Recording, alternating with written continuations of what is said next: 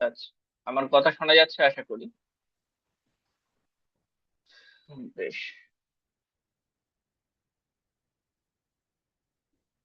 আমরা ভারতীয় সংবিধান পড়ছিলাম।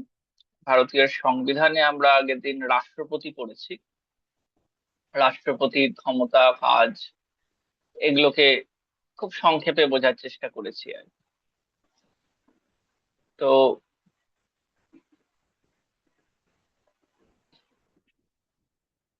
আমরা এই ক্ষমতা কাজ প্রসঙ্গে রাষ্ট্রপতি পড়তে গিয়ে আমরা জেনেছিলাম যে রাষ্ট্রপতি মাধ্যমেই ভারতের শাসন প্রক্রিয়া পুরোটা শাসিত হয়, এবং রাষ্ট্রপতি ভারতের সর্বোচ্চ পদ।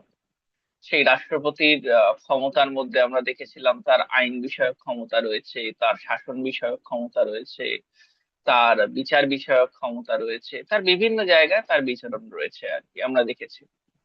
যদিও সেই বিচরণগুলো খুবই সাংবিধানিক বিচরণ, কারণ তার ক্ষমতা খুবই সীমাবদ্ধ, মানে বা সীমিত বলা যায়। যে তিনি ভারতের নাম সর্বস্ব শাসক, অর্থাৎ তার ক্ষমতা প্রধানমন্ত্রীর নির্দেশের উপর অনেকটা নির্ভর করে। তাকে সবসময় প্রধানমন্ত্রীর কথা অনুসারেই প্রায় চলতে হয়, প্রধানমন্ত্রী এবং মন্ত্রী পরিষদের কথা অনুসারে চলতে হয়। তাহলে বাস্তবে প্রকৃত ক্ষমতাধর যদি কোনো ব্যক্তি হয়ে থাকেন বা কোনো পদ হয়ে থাকে, সেই পদটা হলো প্রধানমন্ত্রী পদ।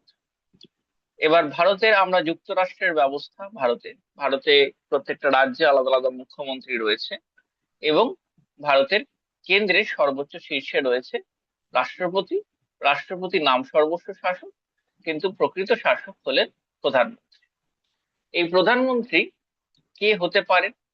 সাধারণত প্রধানমন্ত্রী আমরা জানি যে ভারতের যে পার্লামেন্ট ব্যবস্থা বা ভারতের যে সংসদ, সংসদের কোনো পক্ষের সদস্য হতে হয় প্রধানমন্ত্রী। সাধারণত সংখ্যাগরিষ্ঠ দলের যে সদস্য, সংখ্যাগরিষ্ঠ দলের যে নেতা, সেই দলের নেতা প্রধানমন্ত্রী হিসেবে নির্বাচিত হন। এবার প্রধানমন্ত্রীকে তার পদে কে বসান? রাষ্ট্রপতি প্রধানমন্ত্রীকে তার পদে বসান। এটা খুবই একটা আনুষ্ঠানিক ব্যাপার। সাধারণত সংখ্যাগরিষ্ঠ দল তার নেতা প্রধানমন্ত্রী হয়ে যান, কিন্তু রাষ্ট্রপতি তার নামটাকে সাজেস্ট করে দেন এই অর্থে। এই সাজেস্ট করে দিলে তাহলে, এবং তাকে শপথ গ্রহণ করান রাষ্ট্রপতি প্রধানমন্ত্রীকে, প্রধানমন্ত্রী তার পদে শপথ নিয়ে তার পদে বসেন, এবং অন্যান্য মন্ত্রীদেরও রাষ্ট্রপতি শপথ গ্রহণ করান। প্রধানমন্ত্রী সাধারণত লোকসভার সদস্য হতে পারে, আবার কখনো কখনো প্রধানমন্ত্রী রাজ্যসভারও সদস্য হতে পারে। ইন্দিরা গান্ধী একসময় রাজ্যসভার সদস্য হিসেবেও গেছিলেন, আবার মনমোহন সিং যখন প্রধানমন্ত্রী হয়েছিলেন একসময় রাজ্যসভার সদস্য হিসেবেই গেছিলেন। তো এইভাবে রাজ্যসভার সদস্য থেকেও প্রধানমন্ত্রী হন, আবার লোকসভার সদস্য থেকেও প্রধানমন্ত্রী হন। সাধারণত লোকসভার সদস্য হতে গেলে যে বয়সের প্রয়োজন পড়ে, 25 বছর বয়স ন্যূনতম, আর রাজ্যসভার সদস্য হতে গেলে 30 বছর বয়স ন্যূনতম। প্রধানমন্ত্রী হওয়ার যোগ্যতা এটাই তাহলে, এবং যে কোনো একটি কক্ষের সদস্য হতে হয় প্রধানমন্ত্রী হতে গেলে। যে কোনো একটি কক্ষের সদস্য হতে হয়, বা কোনো কক্ষের সদস্য না হয়েও প্রধানমন্ত্রী তার পদে বসতে পারেন। তবে শর্ত হলো 6 মাসের মধ্যে তাকে কোনো একটি কেন্দ্র থেকে জয়ী হয়ে আসতে হবে। অর্থাৎ লোকসভার সদস্য হতে হবে তাকে 6 মাসের মধ্যে কোনো একটি কেন্দ্রে, বা তাকে রাজ্যসভা থেকে সদস্য মনোনীত হতে হবে। অর্থাৎ পার্লামেন্টের বা সংসদের কোনো একটি কক্ষের সদস্য তাকে হতে হবে। সদস্য পদ তার থাকলে তিনি প্রধানমন্ত্রীর পদ তার থেকে যান। তাহলে ভারতের প্রথম প্রধানমন্ত্রী হয়েছিলেন জওহরলাল নেহেরু।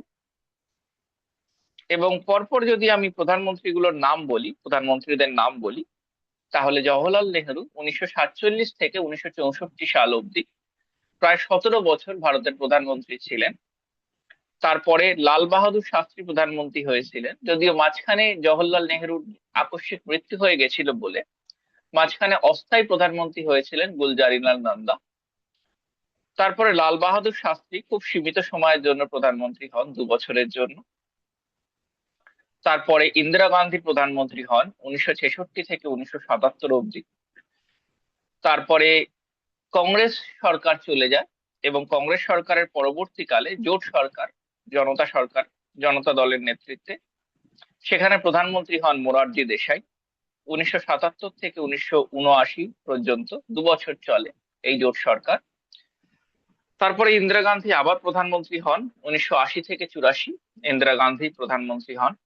তারপরে ইন্দিরা গান্ধীর পুত্র রাজীব গান্ধী 1984 থেকে 1989 প্রধানমন্ত্রী হন। আবার কেন্দ্রে জোট সরকারের প্রধানমন্ত্রী লক্ষ্য করা যায়, যেখানে বিশ্বনাথ প্রতাপ সিং প্রধানমন্ত্রী হন। তারপরে চন্দ্রশেখর 1 বছরের জন্য হন।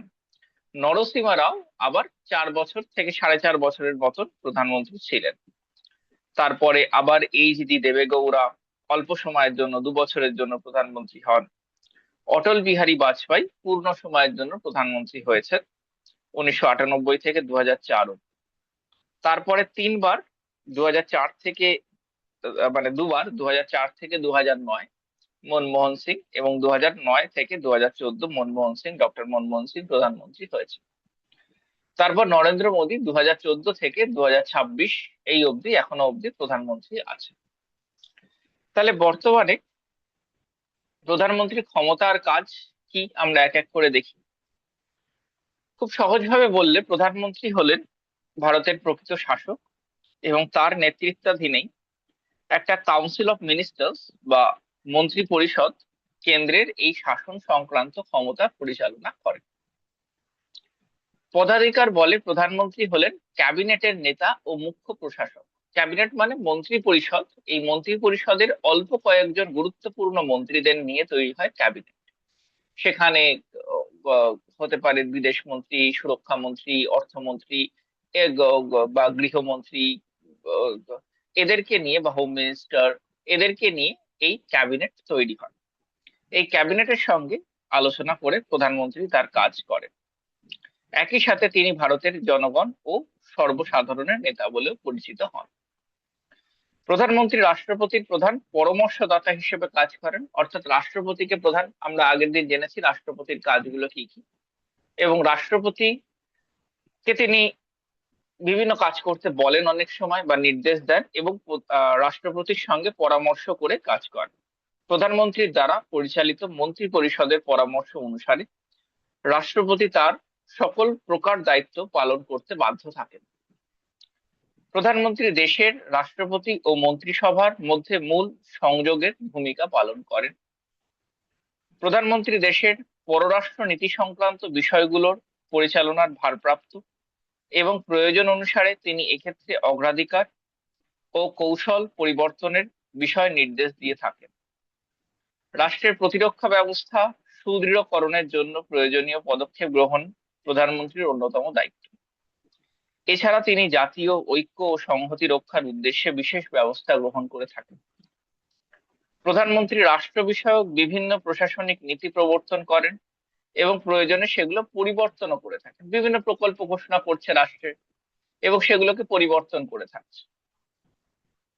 মন্ত্রিসভার বিভিন্ন কার্যাবলীর মধ্যে সমন্বয় সাধন করেন, অর্থাৎ প্রত্যেকটা মন্ত্রী তাদের আলাদা আলাদা মন্ত্রক রয়েছে, সেই মন্ত্রকের দায়িত্বের কাজের সঙ্গে প্রধানমন্ত্রী সংযোগ রক্ষা করেন, এবং প্রয়োজন মনে করলে অযোগ্য মন্ত্রীকে পদ থেকে সরিয়ে দিতে পারেন, পদত্যাগের নির্দেশ দিতে পারেন। প্রধানমন্ত্রী পদাধিকার বলে পরিকল্পনা কমিশন বা প্ল্যানিং কমিশনের সভাপতিত্ব করেন। বর্তমান ভারতে প্ল্যানিং কমিশনের নামটা পরিবর্তন করে হয়েছে নীতি আয়োগ। বিভিন্ন সরকারি নীতি ঘোষণা করার অগ্রাধিকার রয়েছে প্রধানমন্ত্রী। বৈদেশিক বা পররাষ্ট্র নীতি গ্রহণ বা কার্যকরণ প্রধানমন্ত্রীর গুরুত্বপূর্ণ ভূমিকা থাকে। এমনকি জরুরি অবস্থা চলাকালীন সময় সমস্ত রাজনৈতিক টানাপোড়েন সামলানোর মূল দায়িত্ব থাকে প্রধানমন্ত্রীর কাছে। প্রধানমন্ত্রী তাহলে সমস্ত জায়গায় ভারতের যে শাসন ক্ষমতা, তার ক্ষেত্রে গুরুত্বপূর্ণ ভূমিকা প্রধানমন্ত্রীর রয়েছে। আইন বিভাগেও প্রধানমন্ত্রীর ভূমিকা রয়েছে, কারণ প্রধানমন্ত্রী আমরা জানি যে লোকসভা বা রাজ্যসভার সদস্য হয়ে থাকে।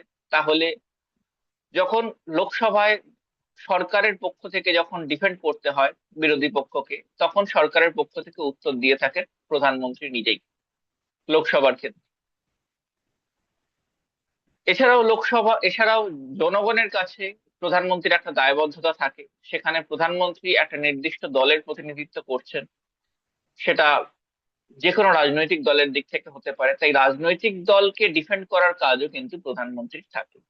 তাই নির্বাচন, যে কোনো নির্বাচন হতে পারে, রাজ্যের মুখ্যমন্ত্রী নির্বাচন অর্থাৎ বিধানসভা নির্বাচন হতে পারে, বা অন্যান্য জায়গার অন্য নির্বাচন হতে পারে। সমস্ত নির্বাচনের ক্ষেত্রে প্রধানমন্ত্রী কিন্তু অংশগ্রহণ করেন, মানে সেখানে প্রচারে অংশগ্রহণ করেন, সেখানে প্রচার করতে যান।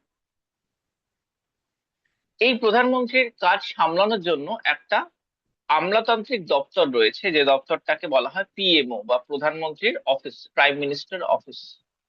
এই প্রধানমন্ত্রীর দপ্তর কে প্রথম প্রধানমন্ত্রীর সচিবালয় বলা হতো 1977 অব্দি। তারপর 1977-এর পর থেকে এটাকে প্রধানমন্ত্রীর দপ্তর নাম দেওয়া হয়েছে বা প্রাইম মিনিস্টার অফিস নাম দেওয়া হয়েছে। এই প্রাইম মিনিস্টার অফিসের মাধ্যমে প্রধানমন্ত্রী তার কাজগুলো সামলান।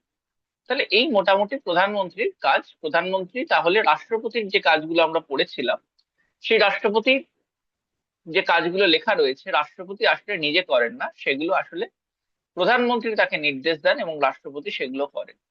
এই কাজগুলো প্রধানমন্ত্রী সাধারণত করে থাকে, সহজভাবে বলি। ঠিক আছে,